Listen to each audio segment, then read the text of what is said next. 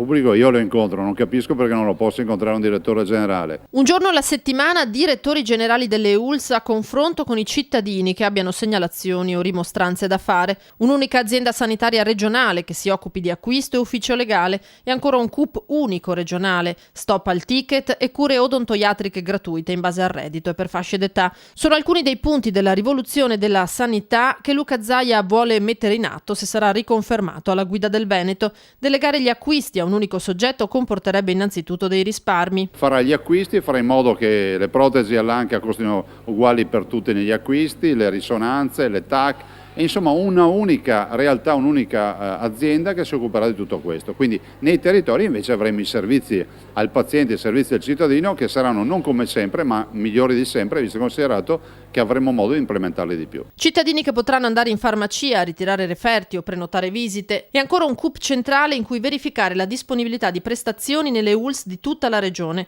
Quanto al nodo ticket occorre il via libera del Ministero dell'Economia. C'è la possibilità di azzerarlo se si adotta un nuovo modello. Stiamo lavorando su questo modello, ovviamente dovrà essere approvato nel momento in cui lo renderemo pubblico dal Ministero dell'Economia, che deve autorizzarci visto e considerato che stiamo parlando di 200 milioni di euro. Infine i servizi sanitari più vicini al cittadino. Medicina integrata di gruppo, la grande rivoluzione che avevamo promesso, ce ne sono già 80, arriveremo a 350, sono 4.000 i medici di base, quindi un ambulatorio con un medico e un infermiere dalle 8 del mattino alle 10 di sera, i prefestivi dalle 8 del mattino alle 10, quindi 2 ore, ma diciamo poi tutta anche la guardia medica e reversibilità notturna nel tuo comune, nel tuo territorio grazie a questo progetto.